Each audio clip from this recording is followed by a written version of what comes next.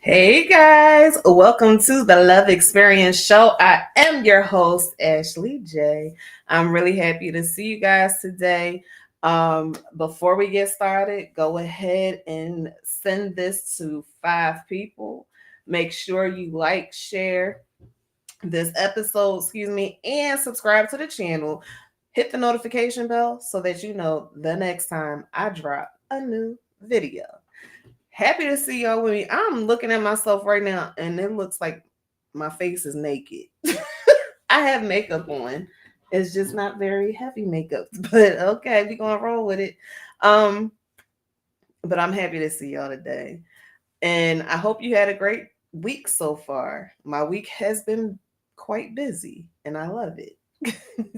So tonight, as you can see, I'm talking about it's your parents' fault. Yep, it's your parents' fault. So again, make sure you share this episode with 5 people, get them to come watch it with you, and let's jump into this. All right. So it's your parents' fault. I know that a lot of you have maybe experienced and even heard people say a therapist is always talking about your parents, or it always starts with they always want to talk about your mom. There's a good reason why. Okay, so we're gonna find out in a second. um, the reason is we know that everything has a beginning. And since everything has a beginning, we got to go back to the beginning. When you're a child and you are in your formative years, you are picking up a lot of things, everything that you are encountering, you're locking it away and you may use it for another time. And the majority of the things that you will learn starts at home. And a lot of this is not wasn't common knowledge to everyone.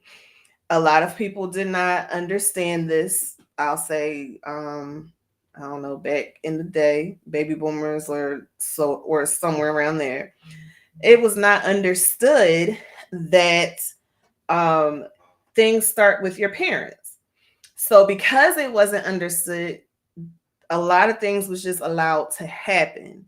But you were told to stay in a child's place, and you were told that it's none of your business, mind your business, this grown folks conversation, all of the things, right? But little did your parents know, little did they know that you were soaking it up regardless. You were soaking up what they were talking about regardless. You were soaking up how they were interacting. You were soaking up how they deal with pressure and how they operate in an emergency or when things get a little too overwhelming. You're picking every little thing up and you are learning to do the same things. Well, guess what? That same thought applies to relationships. Whether you come from a 2-parent home or a single parent home, it doesn't matter. You're still able to see the way they are in relationships. If it's a single parent home, how your primary custodial parent is in relationships.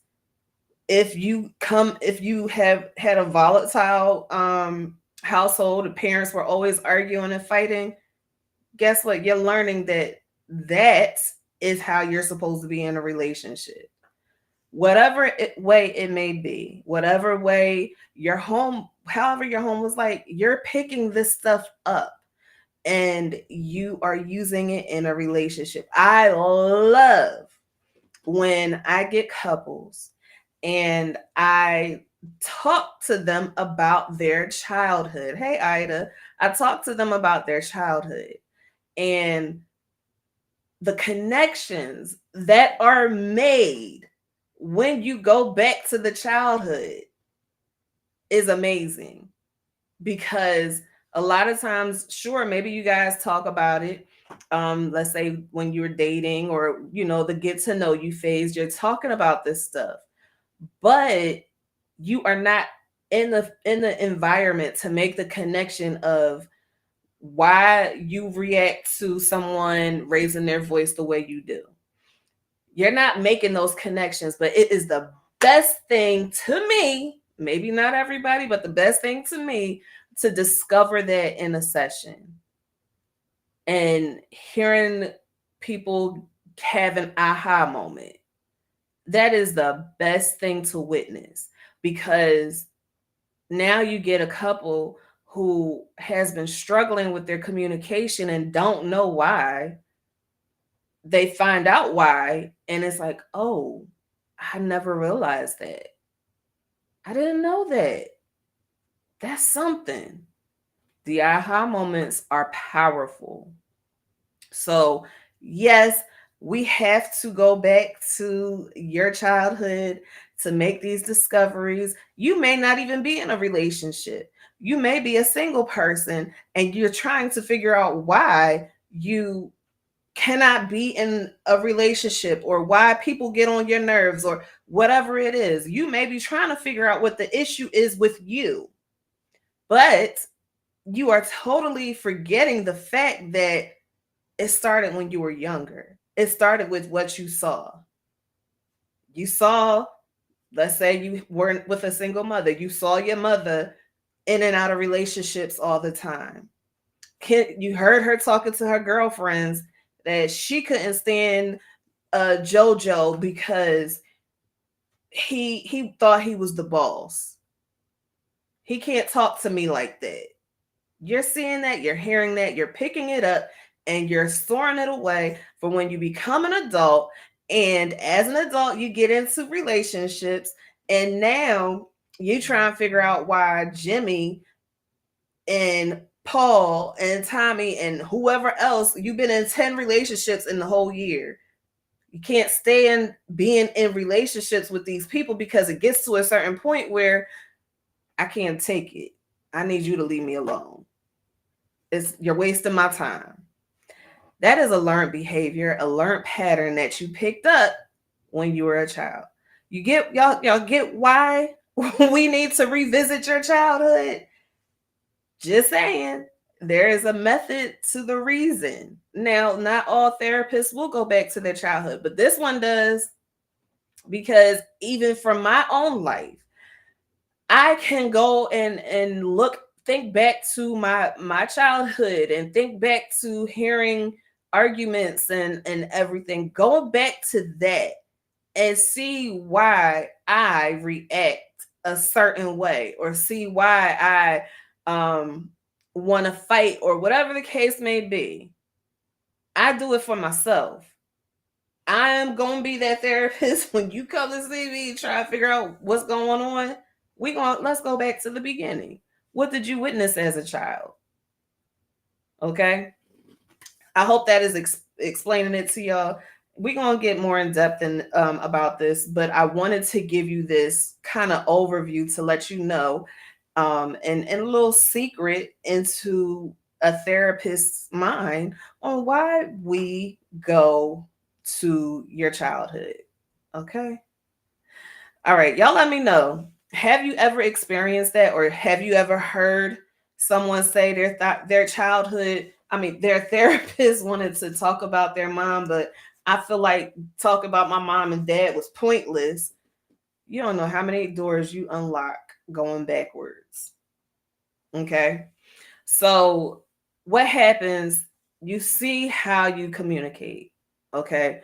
We are looking to see why you communicate the way you do. We're looking to see why you always feel like you're right, or looking to see why you are demanding when you talk to people, or why you feel like everybody needs to just do what you need to do. That's because you had someone talk to you that way. your parents, whoever your parent was or guardian, if at a young age you were talked to in a very demanding, commanding way, that is, you were being taught how to talk to people as you get older. If you are taught to be have a very selfish view of how you should communicate, the way you express yourself, nobody else's feelings matter, being an aggressive communicator, you learned that through your childhood. You were taught to that way, or you witnessed um, your parents talking to each other that way, or your parents talking to whoever they were dating or whatever that way. You witnessed that constantly. So now, oh, okay, as you get to be older and make connections, oh, I see that when my mom talks to my dad, um, yelling at him, he moves. He does what she tells him to do. I need to do that. Maybe that's what I need to do. And then you grow up and you do it. But you find out that's not healthy.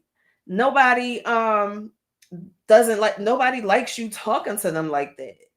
Matter of fact, you're losing people more than keeping them because you're running them away from you by the way you learned how to communicate.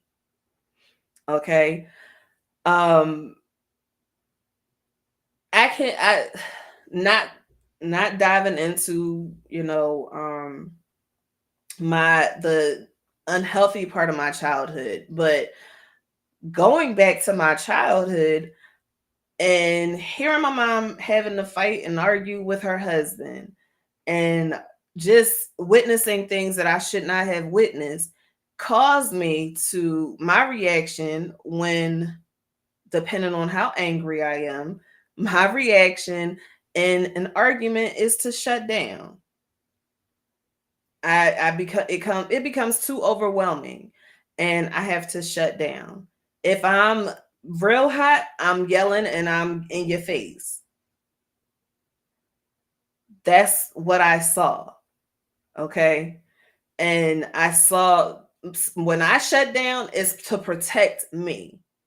Yes, I'm overwhelmed, but it's also to protect myself and really the other person because sis get hot, it's not good.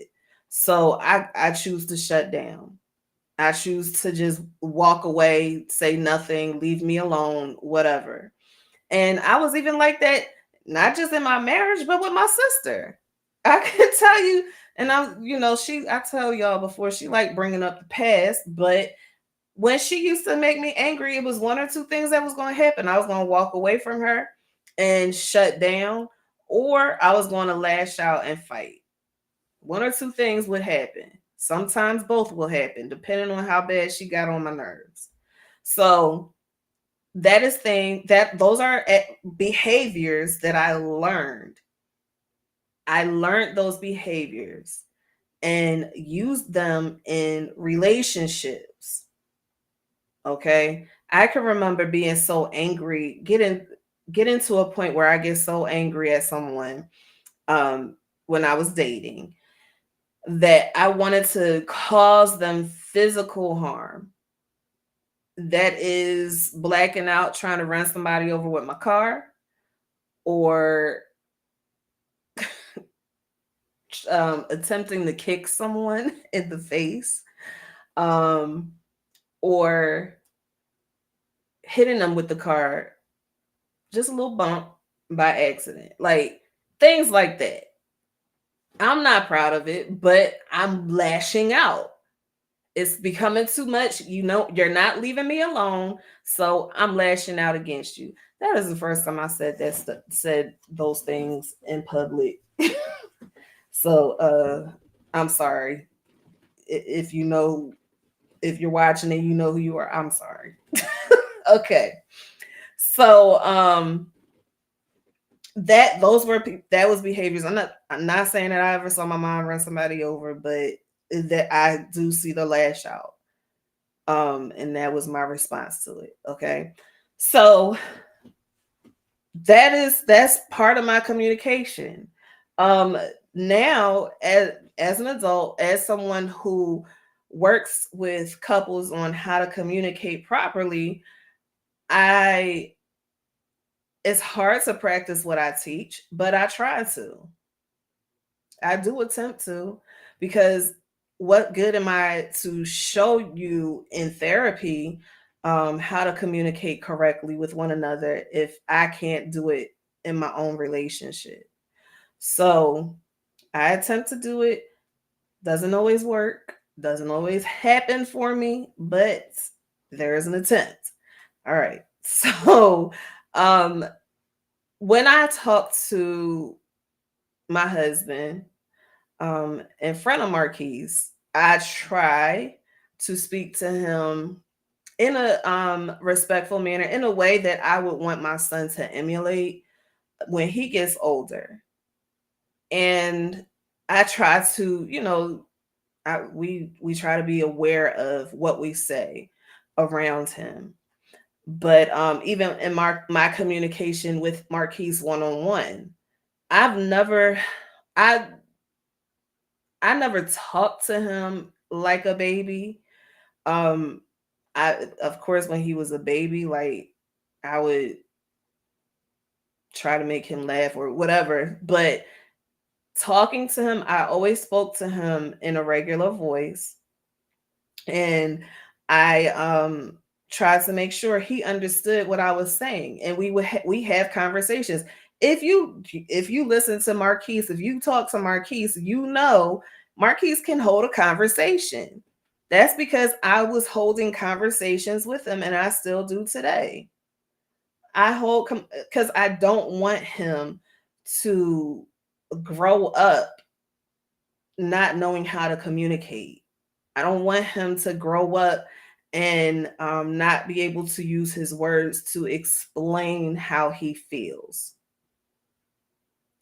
That has been really important for me, creating an environment for him to communicate well is very important for me, and to create an environment for him to be emotionally intelligent and express his emotions was extremely important to me, because I see what happens when that is not always available. Emotional neglect is a form of abuse, and it causes trauma.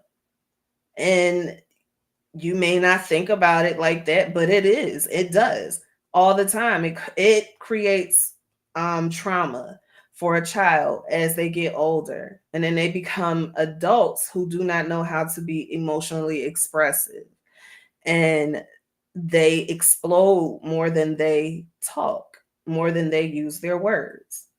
So, yeah, I don't want my child to be on the other end of that, um, in the wrong way. So we try to create an environment for him that he can use his words. Now, sometimes those words, okay, are not the best, okay? So we try to show him how to use his words correctly, and tell him, you can say what you need to say, but you need to say it in a better way than that.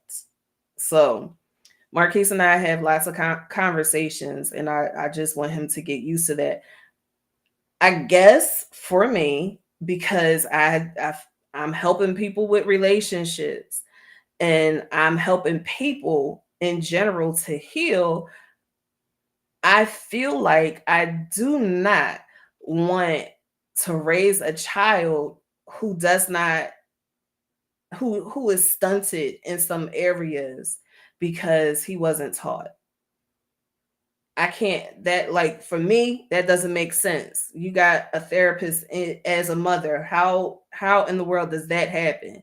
Doesn't make sense to me. So I take on that responsibility. Don't really I shouldn't take it on like that, but I do. But anyway, so going back to our discussion, I went on a rant. I'm sorry, y'all. So the next thing, after our parents show us how to communicate, remember I talked to you about attachment styles and how we attach to people in relationships come from our attachment with our parents. So or our family. So just a quick refresher, secure attachment is what we all want to strive to be in. Secure attachment. And that because that is the healthiest form of attachment because you are in relationship but also your own individual, and there's no jealousy about, or anxiety about you leaving and doing your own thing, being with friends or whatever. None of that exists in this form of attachment. Then you have anxious avoidant, and then anxious and avoidant. So with those attachment styles, the anxious avoidant is a combination of anxious avoidant because um, the person that you are attaching to is in a push pull. They want you, then they don't want you. They need you, but they hate you. That's the anxious avoidant. I can't stand you, but please don't leave me. It's that back and forth. And it's so not healthy. So depending on the relationship with your parents and how you attach to your parents, it's going to show how you attach as an adult.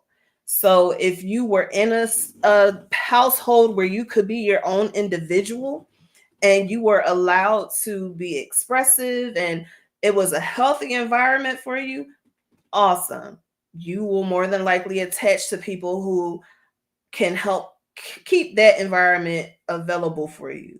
If you grew up in any of the other three, then you may have the type of relationship with your parents where either you can't wait to get away from them, or they leave you and then they come back.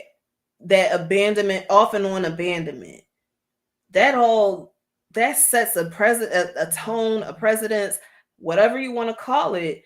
It sets that for a child, and when they become an adult, that is what they do. If you are in and out of your child's life all of the time, it's not fair to them, because now they are not going to know what it's like to have a secure attachment with anyone. And they are more they are more than likely going to have emotional challenges in relationships as they get older. For some, I can say, for myself, um, or I'll just talk. So for some, that may be um, saying, you know, for a girl, looking for her father in every man. Her father was not around, or if he was around, he was in and out of her life. So she doesn't know how to be in a secure situation with a man when she gets older. So she's always attaching herself to the wrong types of guys. And these guys are the ones that's going to use and abuse her because that's what she was used to. Her father coming in, spend like 2 minutes with her, and then leaving her. And she doesn't see him again for another 2 years. That back and forth is so damaging when someone is being selfish and and their child is growing up missing and lacking this stuff. That is destroying them when you're being selfish. Now I can understand needing to take a break because it can be overwhelming to be a parent, but you have to make sure when you are raising your children, you are giving them the time that they need, the attention that they need, so that when they get older, they're not seeking the wrong attention. They're not seeking attention the wrong way. And I can tell you, for me, like for myself, Okay. Growing up, I was always seeking love, and I was finding it in the wrong places. I was finding it with the guy that would be verbally abusive. I was finding it with the guy that um he was a womanizer. Mommy, don't do that. That's not what this is about. Um I was finding that in the wrong places. And it wasn't fair to me, and it wasn't fair to the other person, because I mean, even though they were the ones that was abusive, or they were the ones that fell in love with me um super quickly, it wasn't fair to them, because I submitted myself to being in that type of situation. I didn't have to. I am now in a place where I understand the love that I need. I understand I that love is fulfilled in me through my relationship with Abba, but also in my marriage. I had to learn. I'm just now getting to the place to learn that. So, parents, when a child is saying to you, um, they need some time with you, or questioning your love for them, I need you to listen. I need you to listen to them. And then I need you to reassure them that your love is always there. Let me tell you something. The other day, um, I misread a cue from Marquise.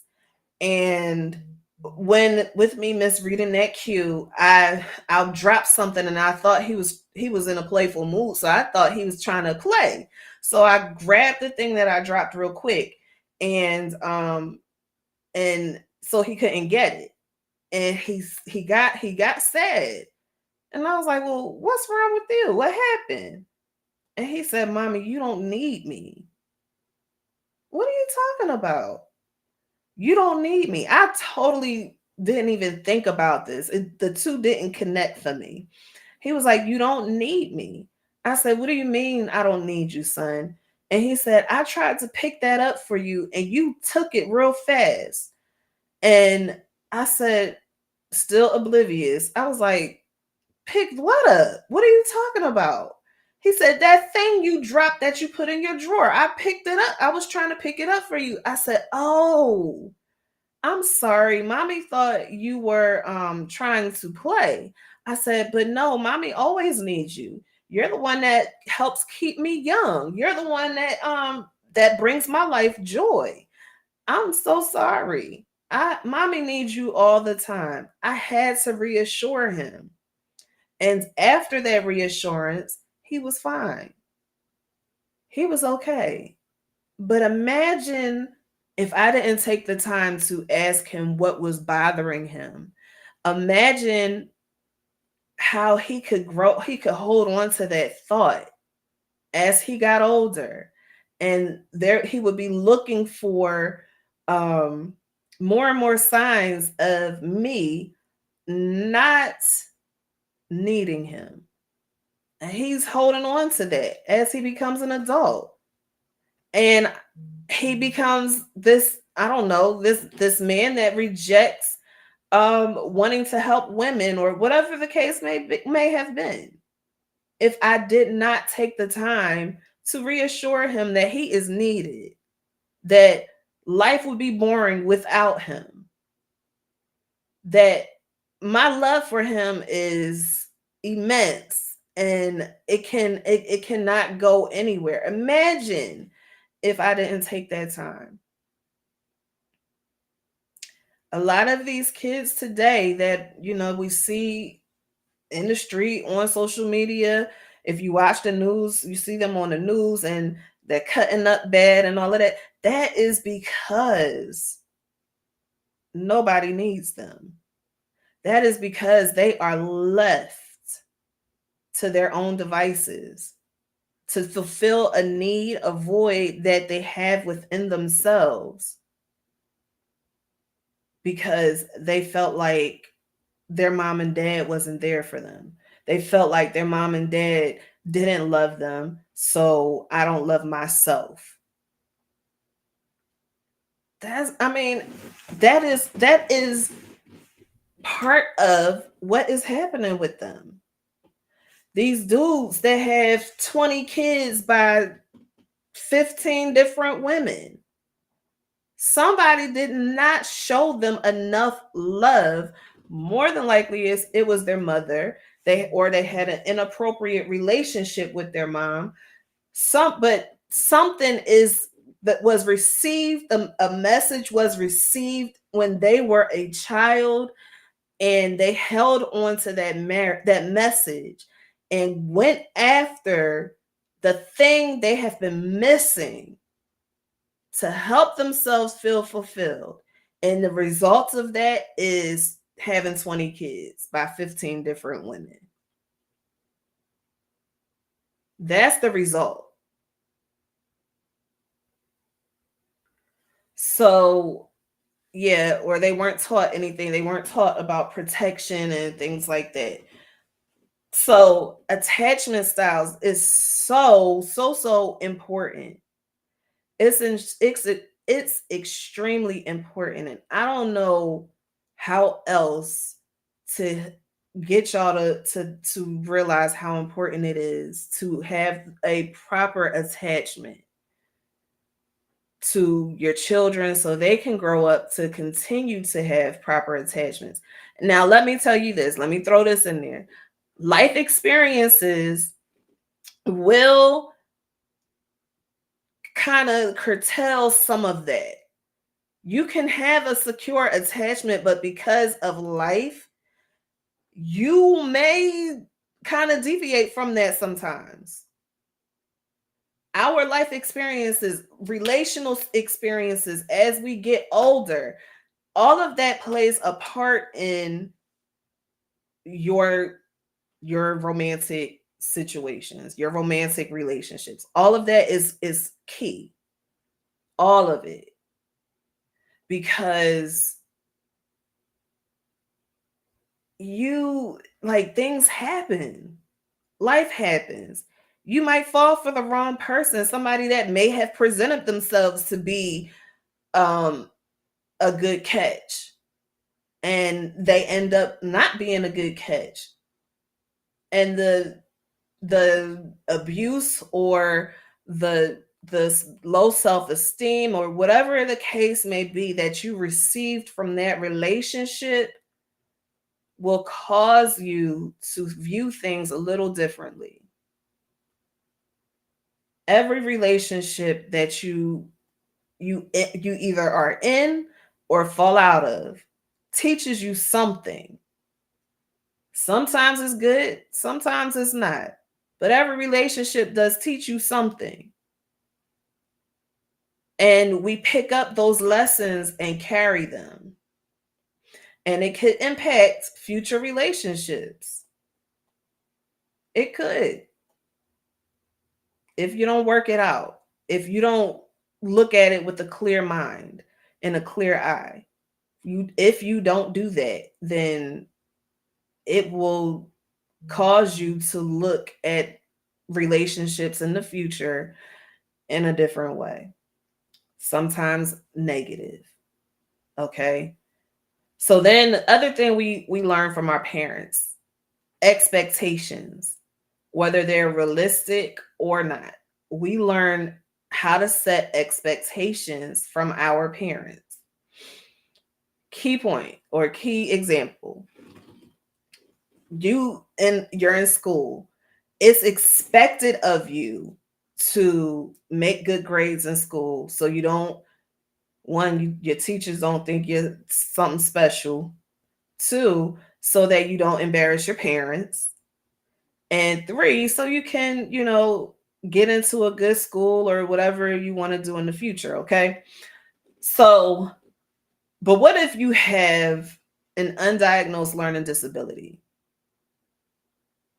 And you can't figure out why you aren't getting the work. That then creates anxiety because getting straight A's is a high expectation that may be a little unrealistic for you because of this undiagnosed learning disability.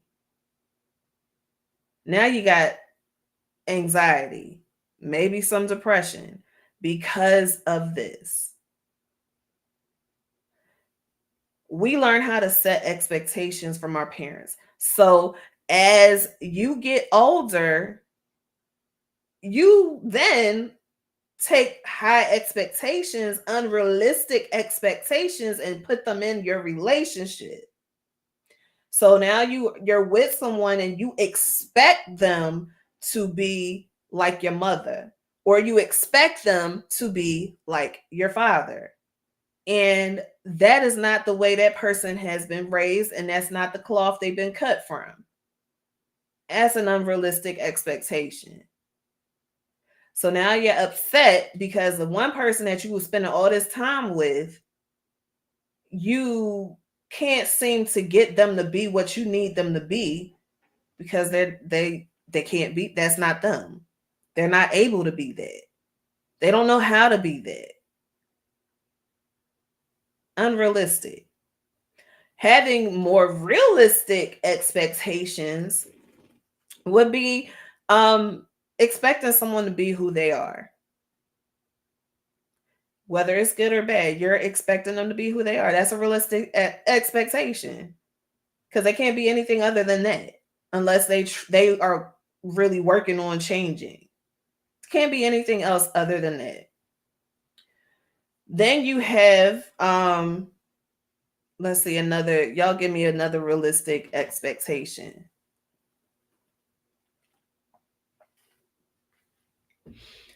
Then you have someone who you thought was going to love you. You're loving them, and all you want is for them to love you. That could be a realistic expectation, or it could be unrealistic because maybe they aren't capable because they don't know how to love. Maybe. I don't know. So creating realistic, start with yourself. Give yourself realistic expectations. You know what you're capable of. You know how far you can push yourself to be realistic, to make those expectations realistic. You know. So, what realistic expectations can you set for yourself? For me, that expectation could be being the best wife and mother I know how to be. Sometimes my unrealistic expectations get in the way, like trying to do 20 things in one day that is not going to happen because each of these things are time consuming and I need to get them done in one day. That's unrealistic. And I'm going to stress myself out trying to do that. Being the best wife, mother, and daughter I could be. That's what I can handle. I can handle that. Do I want to do more? I sure do. And when I can, I will. But right now, I'm good right here. I could stay right there. Sometimes, even when it comes to this show, my expectation may be, okay, I'm going to come on my show, do my show every Thursday, 8 o'clock. I got this. I need to do it. And then something may happen that prevents me from being on the show. I may be trying to push and hustle all day long to make sure I'm here at 8 o'clock. Sometimes that push and hustle knocks me down. So it's an unrealistic expectation on that particular day. We learn how to set our expectations, and where I may push and hustle throughout the day and keep going until I collapse, because that's what I seen. This is not a knock to my mother, but I've seen her work her behind off until she had nothing left at the end of the day. So, me trying to emulate that might be unrealistic for me because we're two different people. It's a good dream to hold on to, a good thought to hold on to, but it might be unrealistic some days for me because the times that I remember her doing that, she had two kids, but she didn't have a husband.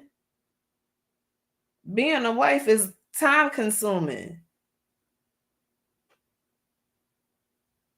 So, like I said, we learn how to set our expectations from our parents. And then so like I told you in the beginning, as therapists, we're going to ask you these questions, and the way I ask these questions, I'll say, so tell me about your childhood. What is your earliest memory? They give me the earliest memory and we take it from there.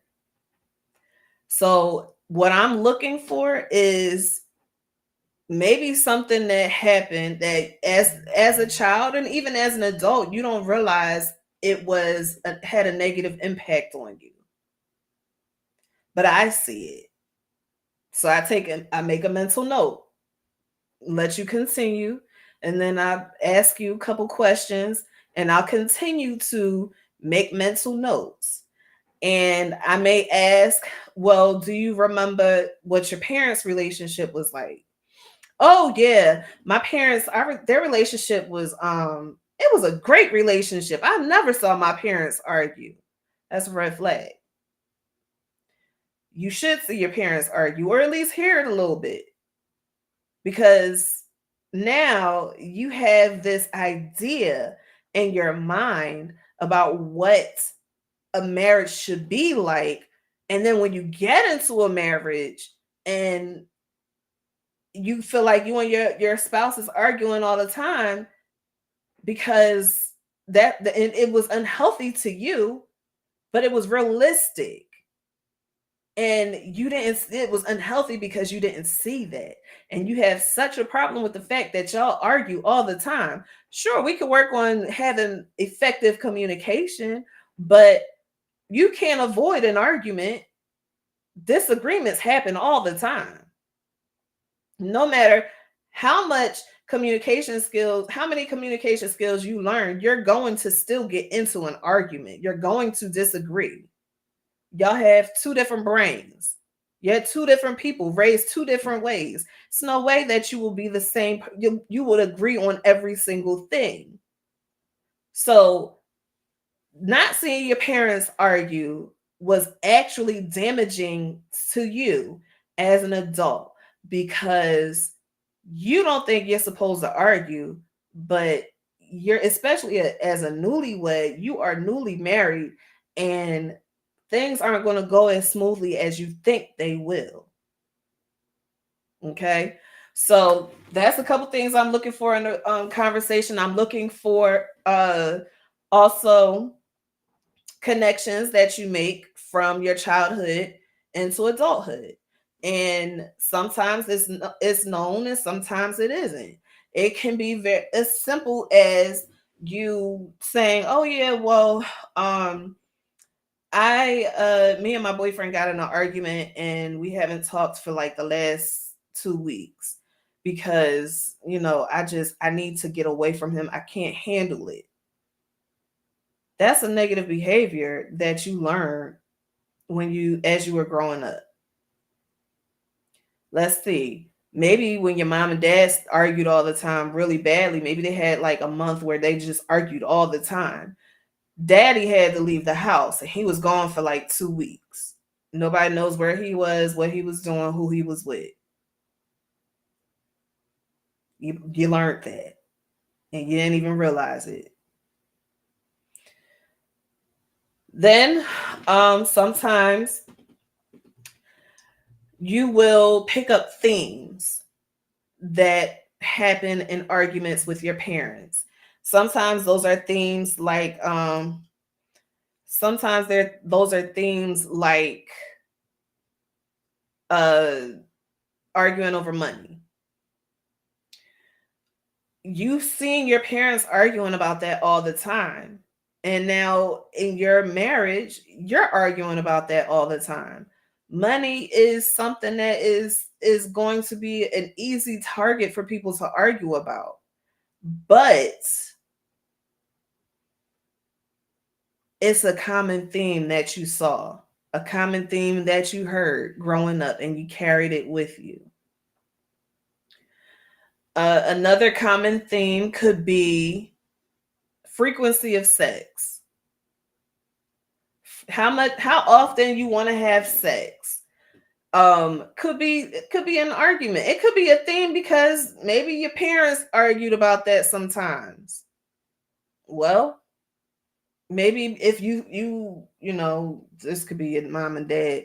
Maybe if you would kiss me a little more, or you decide you want to come to bed with me a little more, I'd be a little nicer to you. You take it and you carry it with you into your marriage. Now sex is a problem for you. All of these things add to the relationship, and you're picking it up from your parents. Also, the final thing I want to talk about is feeling safe to express emotions. Feeling safe, being in a safe environment to express emotions. It's important as someone is a child, it's important for them to feel safe, to have a discussion about how they're feeling. They need to feel safe. You have no idea how many people will go throughout life feeling unsafe to express their emotion, or the only way they feel like it's okay to express their emotion is by blowing up. You have to cultivate an environment for someone to be emotionally expressive.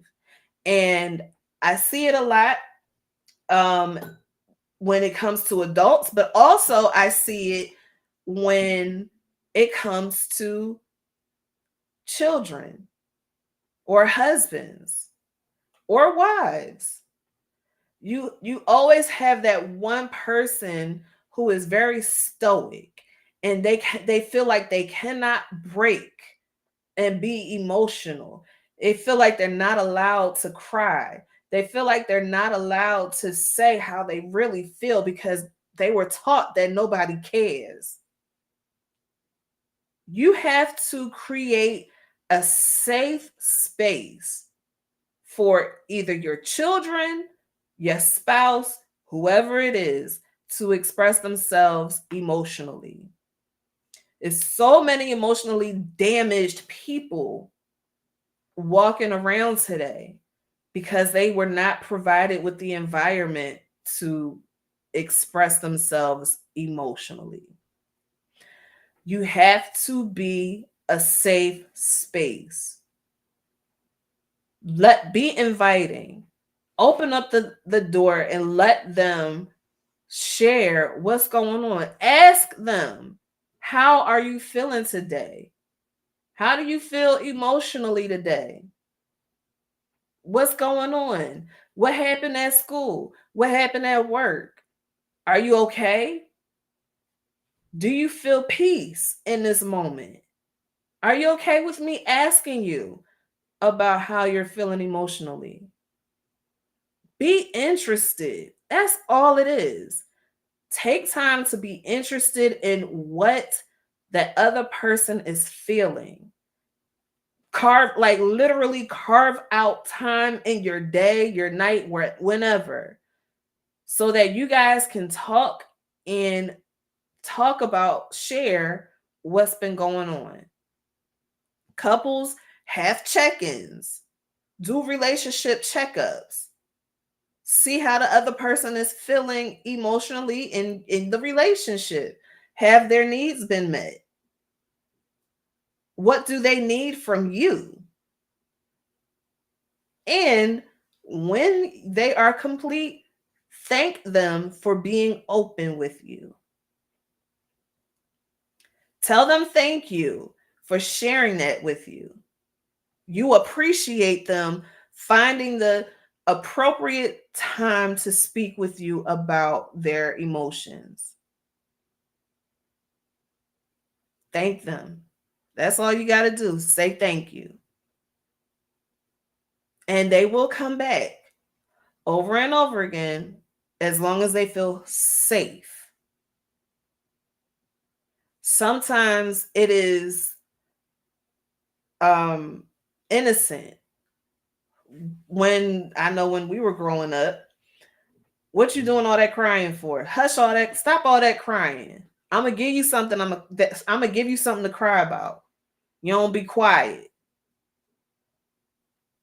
I will admit, much as I try to create a safe environment, sometimes that stuff will creep up for me. And when I'm dealing with my son, a better way to quiet someone down is, why are you crying? What's bothering you? Oh, okay. And really listen. That's all it is. Taking the time to listen. Okay. I hope this was a good conversation for y'all. If you have any questions or comments, go ahead and drop them in the chat now. I'm gonna hit the comments up over here. Real quick. I just said it is so true because I realized I feel rejected at times because of the abandonment of my parents. And that's it. That happens. What else? Hey, Colleen, I don't know if you're still watching. Hi, Adrian. Hi, Mother. Excuse me. I appreciate y'all hanging in there with me. Oops. Share this with somebody, in your friends, family, whoever you think could use this. Share it with them.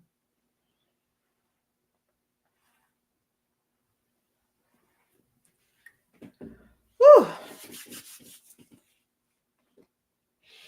I thank y'all. Tell me what you thought about the show tonight. Was it good? Did I teach you anything? Was it beneficial? Was it? Let me know. I thank y'all for hanging in there. Thank you, Auntie. If y'all have anything you want to talk about, y'all should. I tell y'all this. Matter of fact, let me put my ways of contacting me up. I tell y'all this all the time. If you have anything you want me to talk about, anything about relationship, love, whatever, hit me up on these places. You can find me on all social media at It's Ashley JW, or you can email me Ashley at itsashleyj.com. You can reach out to me there. Thank y'all. I'm glad that this was helpful. I'm so happy to hear that. So you know how yes, so you know how to treat your children and maybe your grandchildren now. Your children, I mean, you can still teach, you can still do this with your grown adult children, but maybe with your grandkids now. All right, y'all. Well, if nobody has anything else to say, I love you. I got something that I'm working on, and it's for women. It's something that it kept popping up for me this week. I need to put some time into it so I can really break it down and teach it. Oh, excuse me, not talking about this. Um, I gotta break it down so that I could really talk about it and give it the justice that it needs, the due diligence it needs, because it's important, and it's something that's very close to my heart. So I gotta work on that, and whatever else comes up, I'll come and talk about it. But y'all can tell me. I'm not gonna bite. I'm gonna appreciate you. All right, guys. Well, if you would like to be a guest on the Love Experience show, again, that my contact information is here. And what else? If you want to be a guest, if you want to send me a topic, just go to these ways of contacting me. Hit my contact information up, and also remember, the Love Experience show talks about love in many different forms, but also we talk about fairy tales, love stories, real love stories, almost love stories, whatever type of love story you have, we got it. Okay, we talk about it. So nobody's story is too insignificant and too grand. Come talk to us about it. My audience will love it. I appreciate y'all. And don't forget the one thing that I have to say: what is your love experience? Until we chat again next week. Bye, guys.